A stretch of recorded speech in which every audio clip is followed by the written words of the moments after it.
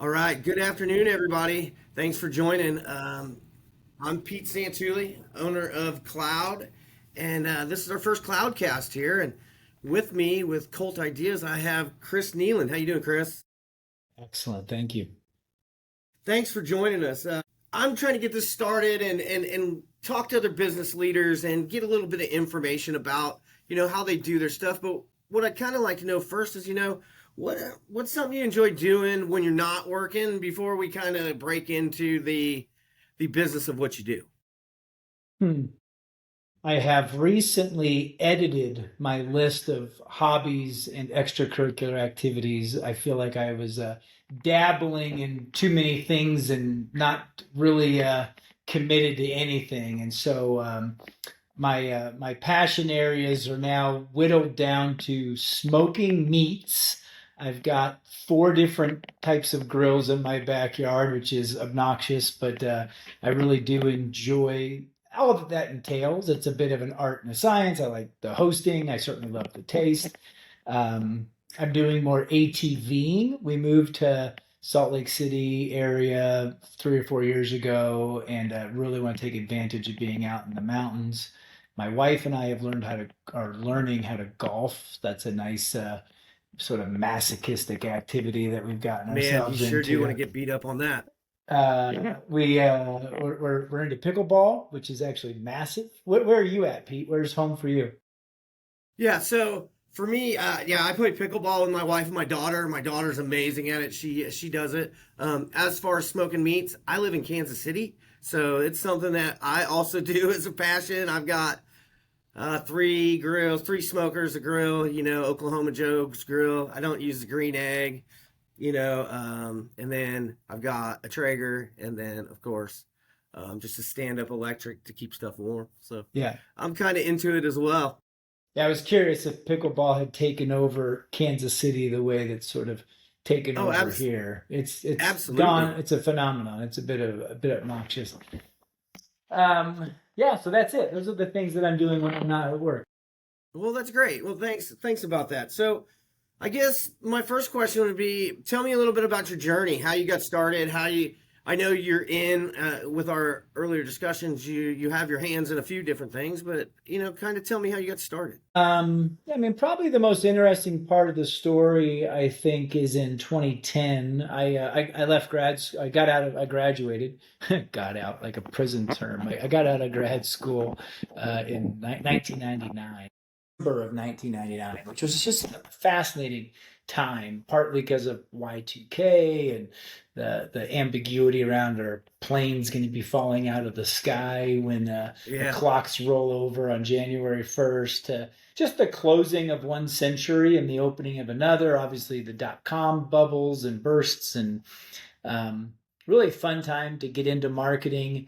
I was client side for the first few years, and then I sold my soul and went agency side. But I think I really kind of came into my own in 2010 when I moved my family from Texas to Canada and took over a small agency up there and began a journey of shifting my focus from creating awareness to creating advocacy and thinking differently about what brands can do to earn irrational levels of customer adoration and loyalty and word of mouth.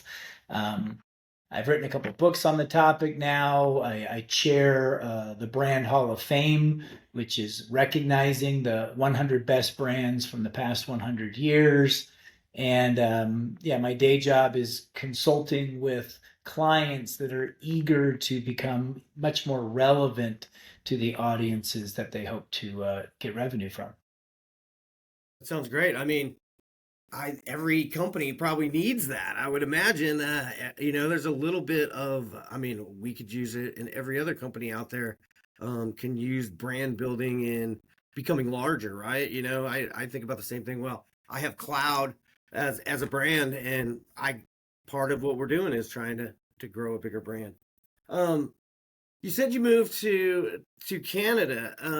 Was this just something just too good of a of a opportunity to pass up? Was it something that you and your family just decided was to go on an adventure? You know, how about Yeah, that? a little bit of both. A friend of mine had recently gone on a 2 year sort of company mandated uh, job placement to London, and that just sounded romantic and exciting to, go spend a predetermined amount of time in a foreign country and see that part of the world.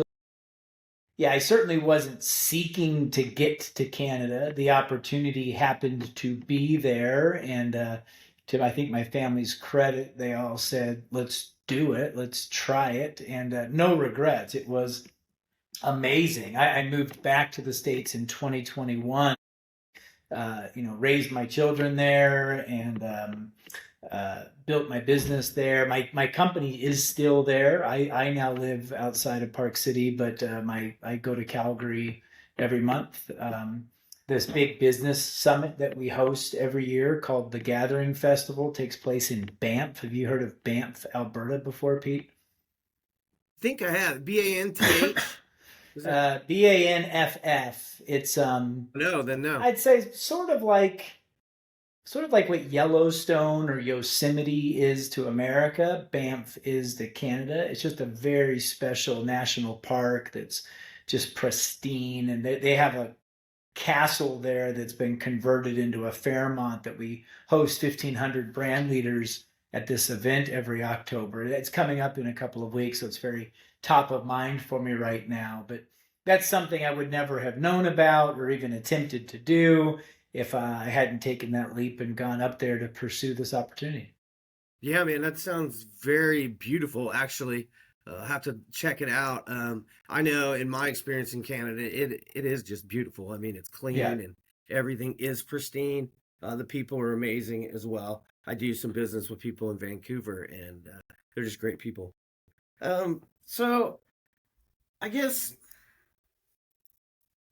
as business leaders, business owners, what drives you to get up every day and keep trying to, I guess, keep trying to build, uh, trying to move forward every day instead of just sitting on your laurels, I guess. I think I'm very, and I don't know why. I think it's just an intrinsic part of how I'm wired. I really believe that businesses, and I more often call them brands, there's a lot of business stuff that I'm not an expert in and I'm not passionate about. I'm not passionate about finance. I'm not passionate about IT. I'm not passionate about supply chain.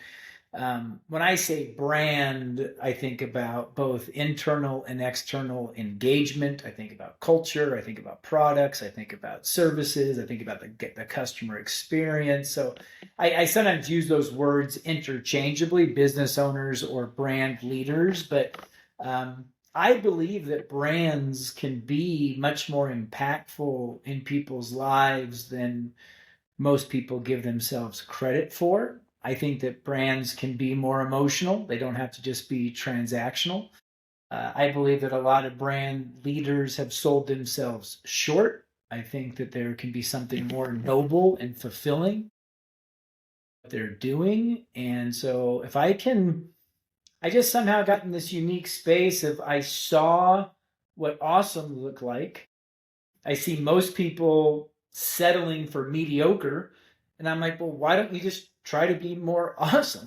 like All right. it is awesome. It's not only more financially successful, it's more personally fulfilling, it's more impactful on society and on the hearts and minds of consumers. So like I kind of feel like I'm grabbing people by the coat collars all the time and trying to shake some sense into them, saying, "Stop settling for average." But I get it. It's easier to settle than to strive. I often use the metaphor that I think the stats are actually quite alarming. I think it's like 2/3 of Americans are either overweight or obese, and I don't think it's because they don't know about the benefits of diet and exercise. I think it's because it's hard. It's hard stay physically fit and to prioritize your health. There's just a lot of temptation to be okay with an extra 30 or 50 or 60 pounds on you. And so, we see it in lots of other aspects of our life, that it's the exceptions tend to be, trying to be a professional athlete, trying to get to the Olympics, trying to do something that's why we sort of celebrate them or are curious about them, is because they aren't normal. They're not what the average person does. And so I think a lot of that same sort of thinking manifests itself in multiple aspects of our lives, unfortunately, including our companies. Yeah, I've often thought, especially like with athletes, the only thing that separates one guy who runs 4.4 and another guy that runs 4.4 is their attitude, their mental, you know what I mean? Like they're the ones that are willing to work harder than everybody else to be the best, where the other guys are just, going off of talent alone. And to your point, Americans are lazy in that fact of, yeah, it is easier not to work out, and it is easier to uh, stop and get fast food, then go home and cook for yourself, so on and so forth. So does this lead? This leads me into: is this how you started Cult Ideas? I noticed it was really about branding and trying to make. From what I saw, trying to turn brands into cult followings. Am I correct in my assumption of what I saw? I think we use cult brands as a provocative label, maybe a metaphor for certain organizations that have earned irrational levels of fanaticism. As a shortcut, people can, I can say Nike or Starbucks or Apple or Tesla or the Dallas Cowboys or, Ferrari. I can mention certain brands, and there tends to be oh yeah, I get it. That's more pervasive than just, Subway is pervasive. It doesn't mean people are fanatical about Subway sandwiches. So it's not just that they're commonplace or they're popular, but there's an affinity there. There are some, we use the idea of a cult. Like, could you convert a casual shopper into a cult-like follower? And what would that look like? What would they become passionate about? Your product, some feature, your brand's purpose. Like, think of like a Patagonia. Like, their products are good, but people become fanatical about them because they're trying to save the planet, and they're fighting against, forces that are destroying natural resources and getting rid of natural parks. And so they are exceptional, but that doesn't mean they have to be the exception. These brands, and I don't think every brand can be a cult brand, but I do think that the greater danger is you have the potential and you're not living up to it, versus you're trying to do it and you just don't have the capability, right? Because even if you don't have some of the inherent characteristics of a cult brand, only good things happen by further pursuing ways to better engage with people in more substantive outcomes than just performance-based digital banner ads. So, excuse me, as you see it, is it more of a slow burn build to grow them into this so it is a lasting thing? Or, I mean, I don't want just to be trendy. Is it more of a viral thing that where these people where it just pops up and then all of a sudden they have so many people on social media following them because it's the new best thing, a la Stanley Cups or something like that? I guess my question is it more of a slow build versus the viral way, I guess? Because viral you can't count on for sure. Yeah, I don't like to define it by time frame. One is slow, one is fast. Certainly it's not a fad. It's not a I Right. hope something happens and then, I get trendy for my 15 minutes of fame. It's more of an ethos or a governing ideology about what are we even trying to do. It's a little bit of Simon Sinek start with why. Like people care more about what you stand for than what you sell. It has a whole lot to do with how you deploy your resources. How are you building? Like I'm a huge believer that brands need more awareness. I'm just not a big believer that paid media is the best way to get that awareness. Some of my favorite brands, Costco comes to mind, Lululemon comes to mind. They spend very, very little on paid media, and yet Tesla spends next to nothing. I mean, it helps they have a eccentric billionaire that's running the company. There's Facebook, also another eccentric billionaire. But like, I didn't get onto TikTok for the first time because I saw a commercial during the NFL Monday night. People talk about cult brands, and I don't think enough marketers bake remarkableness into their offering. And when I say that's a very intentional word, remarkable is by definition something that people remark about. And so if you want to be considered more remarkable, you need to do more remarkable things, which doesn't mean you need to be more exceptional or extraordinary. It means you need to do things that are more buzzworthy or more notable. And sometimes that might involve a viral stunt. Liquid Death has done a really nice job of finding ways to hack social media to be viral. But more often than not, it's day in, day out customer experience. It's product features and benefits that are more notable. Like, unfortunately, most marketers have very little to do with the products they're selling anymore. It's like product development is over there. When they finished it, they bring in the marketing team and say, now help us sell it. That almost always results in, well, I need some paid media budget. And this unfortunate downward spiral begins, as opposed to what I endorse, which is find a cohort of consumers who are very desirable, find out what they need. You go back to your company and say, we need to produce these things. It could be a product, it could be a price point, it could be a promotion, it could be a service offering, create value, and then go back and introduce that to the community. And if you did a good job building trust with the community, and if your team did a good job building something relevant, it will take off. It will sell itself because you've done the real work that marketers should be doing when they're not so busy, managing, mediocre campaigns or trying to figure out ways to shout as loud as possible or bribe as steep as possible with a bunch of, margin eroding discounts. Do you have any examples of anybody that has, I don't know, recently made that leap from being a mediocre brand to all of a sudden now they are, at that status that you're talking about? Yeah, I mean, the short answer is, I don't know if you can see over my shoulder here. Yeah, we just published a book that has 40 of our favorite sort of stories, although there was 100 that we had started with, and we just kind of edited it down to 40.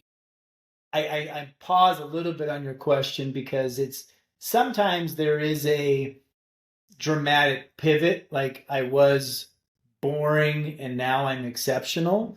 Although most of the time it's something that is either started exceptional and kind of then lost its way and is then now reclaiming its awesomeness, or is just started from the beginning marching to a different drummer and just deciding from the very beginning we're going to start and compete differently, either out of necessity. Maybe I don't have enough. I think it's something like Noble tennis shoes.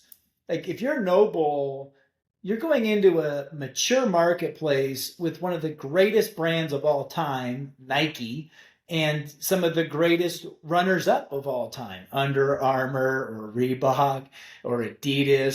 So it's like, you can't just bring a knife to that gunfight and expect to win. But I think Noble, got to hundreds of millions of dollars of success by doing the things that those big brands no longer do very well. In their case, they partnered with a very niche community called CrossFit, that sort of hyper athletic group and became very meaningful to that one segment.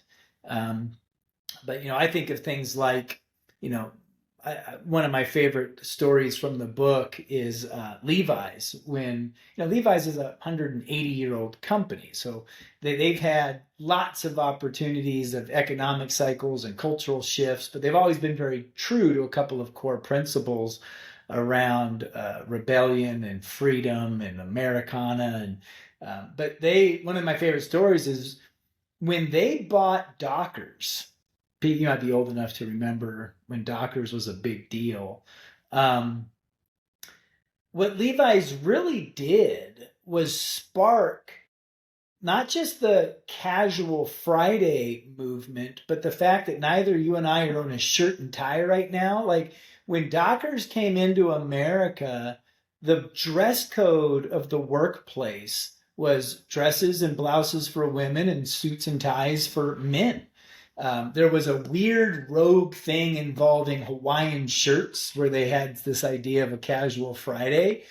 And Levi's as a brand educated the American workforce how to dress properly so that you could dress down. And that dressing down wouldn't mean we're now unproductive at work, which was the biggest false belief at the time, is that if you let people wear jeans, or in this case Dockers, they were going to somehow slack off and not put in a full 8-hour day or something like that. So I just think it's fascinating how one company, who had a self-interest in making sure people wore khakis was able to change an entire culture associated with what is it like to get dressed for work in the morning. Yeah, I mean, I wore Dockers for years and years and years. I'm of that age. I was part of those campaigns. It's amazing. And as you were talking about the shoes too, I thought of another one is like Hoka. I never heard of Hokas until you talk to somebody who walks or runs or something, and then they tell you they're the best shoes in the world. You know what I mean? So that's another one that I'd never heard of until 2 or 3 years ago, and then they're everywhere. Yeah. So I know we're getting kind of long in here, and I have a couple other questions I kind of want to ask before we can go through. Is as you've gone through business, as you've done all these things, are there any key lessons or any key things, any key advice you would give to somebody who is either starting in business or trying to grow their business? And just any key advice maybe somebody gave you that you thought was great and you want to pass along? Sure. I do worry that entrepreneurism has been sort of glamorized in a way that too many people who are starting things shouldn't. When we bring on a new client and they're explaining what they're trying to accomplish and why, pick a number, 50-60% of the time, more than half, my thought to myself is, you should never have started this.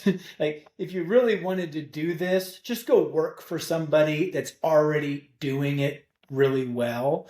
And sometimes it's something super passionate and altruistic for them. Maybe somebody's mother died from breast cancer, and they're now going to start their own philanthropic charity that's going to help eradicate breast cancer from off the planet. The amount of calories that person's going to spend to try to create something that will do a fraction of the impact of what some of the largest charities on the planet are doing to try to eradicate breast cancer.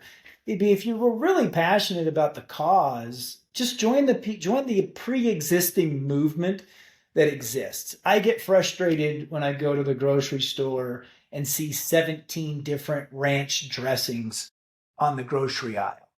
We don't need an 18th. We didn't need a 17th or a 16th. I don't care if it's got a sprinkle more peppercorn or a little bit of whatever, no salt. It's like there's just too much commoditization, particularly in first world countries, where it's part of what forces people to, there's just so many mediocre products that it then forces people to think, well, I have to be exceptional at marketing to stand out, when in reality it should be the other way around. Your product should be so remarkable that you don't even need that much marketing. I remember when we were working with Geek Squad back in the day, the founder of Geek Squad had this great quote that he either invented or I've since heard he stole from Jeff Bezos, but whoever said it first, it was that advertising is a tax that brands pay for being unremarkable. And so a lot of people are paying a lot of tax because they haven't put the energy into creating something that the world actually needs. And so I would really caution people to be very honest. I speak with a lot of marketers who are not passionate believers in what their product is or why it exists, which is why they're always spending time sending me 40% off coupons. It's basically a concession saying, I know it's not great, but at least it's cheap. And so I would really encourage people. I think we need fewer, bigger, better things. And you can apply a lot of your talents to people that are already really good at what you're trying to do. Unless that you're just that species. There are some people, and I refer to them as a species. I think entrepreneurs, the best ones, are different than most people. They would Agreed. feel like it was a prison sentence to go to work every day at Ford or Procter and Gamble or the Home Depot because they just do not conform. Typically, they hated school. Maybe they dropped out of high school. They never even considered going to college, because I'm working with the founder of 1-800-GOT-JUNK right now. And it's like, this guy is, he's like a stallion. And he could never be a plow horse. You try to put that guy into a field and make him pull a plow, and he would go insane. But at the same time, there's a lot of plow horses that romanticize how great it would be to be a stallion. And they're not going to survive the night. They don't know how to forage their own food. They don't know how to ward off predators. They don't know how to stay warm. They want to go back into the shelter of the barn. And so I think you need to do I do some work with different kids graduating from university. And I think the single most important decision that they have to make is not what industry or what size company. It's, are you an entrepreneur or are you an employee? And if you're an employee, if you're an entrepreneur, shame on you. You should never have even been in this class to begin with. Nothing that you're going to get from college is going to help you be a better entrepreneur. Entrepreneurship is a school of hard knocks kind of a life. And that piece of paper that you just paid all that money for is worthless in the entrepreneurial community. But it's highly desirable to Fortune 500 brands. It is. Well, ideally, you ask yourself that question when you're 18, but unfortunately, not many people know themselves well enough at 18. But when you're 22 and you're burdened now with some student debt, don't make that same mistake twice. And that should inform where you're devoting your time and energy. Well, that's good to hear. And myself and my brother are a great example. I am that guy. I didn't go to college, right? I tried to go fit in IT companies. It just didn't work. I had to do it on my own. I work much harder. I spend a lot more hours working for myself, but it's just better. Yet my brother has a master's and works for other companies, and he's realized that he's better served just working for somebody and doing what he does, and he gets paid very well to do what he does. And he doesn't have to deal with the sales and everything else that comes with being an entrepreneur, because he knows he doesn't have that piece, I guess, or doesn't want to do that piece to finish it. So, well, as we're kind of running over time. I don't know if you have to be anywhere or anything. I just want to ask you one more question. Coming for your experience, what is one thing that any small company can do, short of giving great service, to help themselves either build a brand or become more noticeable in the marketplace? So at this business festival that we host in 2 weeks, I always give a keynote address. And the entire theme of my keynote address that I'm working on as we speak is small businesses need to be a lot more focused on uncomfortably narrow cohorts of consumers. incredibly niche. I think, I don't know if you ever read the blog post, 1,000 True Fans, or heard of that principle. It's like, I think we waste way too many resources chasing an unnecessarily large consumer base. And that what the world really needs is properly positioned experts who cater to very specific cohorts. I have a friend who left the agency world to start her own business that only helps credit unions better deploy Facebook ads. I mean, think about how narrow that is. She's not a social media expert. She's a Facebook ad expert. She doesn't do it for any industry or even any financial services industry. She does it for credit unions. But if you are a credit union and you want to reap the benefits of low-cost Facebook ads, you better believe that she's like a segment of one. Like there's, who do you want? The generalist that works with all different types of companies and all different types of social media, or the person that, and what's beautiful about credit unions is they're very regionalized. So she could do Toronto and New York and Boston and Atlanta. Like every city's credit unions can leverage the best practices of a different city's credit unions because they don't compete with each other. So I'm a big believer that the smaller your business, and when I say small business, I'm really thinking anything probably between $250,000 to $1 million. You just need a couple of hundred potential prospects, and you need to get very surgical about who's the group. Like I would argue that if 80% of the population showed up to your website, they should leave saying, well, that's clearly not for me. I'm not into dentistry, or I don't just live in Houston, or I'm not, I'm more than $1 million, or whatever. Like the more criteria you can put on your services, the faster you will get to your revenue goals, which might be counterintuitive to what a lot of people believe. That sounds great. I mean, to yourself, it says counterintuitive, but it does make sense. It really does. Hey, I appreciate you coming on, Chris. I really do. If you have got anything you want to plug, you want to throw it out here, feel free. And then we'll just wrap this up. Sure. This event that we're quite excited about, October 22nd through 24th. I have no idea when this might air, but that's coming up, and it happens every year. So if you didn't get there this year, I'd invite you to join us next year. It is my attempt to say, don't take my word for it. I've been out there. I've seen what awesome is. And we simply bring those brands to say, well, here's whether you're Barbie or Porsche or Dove, or this year we have Fender and American Express. American Express is celebrating their 175th birthday. I mean, I'm curious, how does a brand, there's only a handful of them on the planet, John Deere, Coca-Cola, Levi's, like not many brands endure 175 years. So we should respect our elders, and we should understand what are some of the things they're doing that have made them that much of a legacy. So that's taking place. You can learn more about that at thegatheringfestival.com, or my firm is called Cult Collective. Our website is cultideas.com.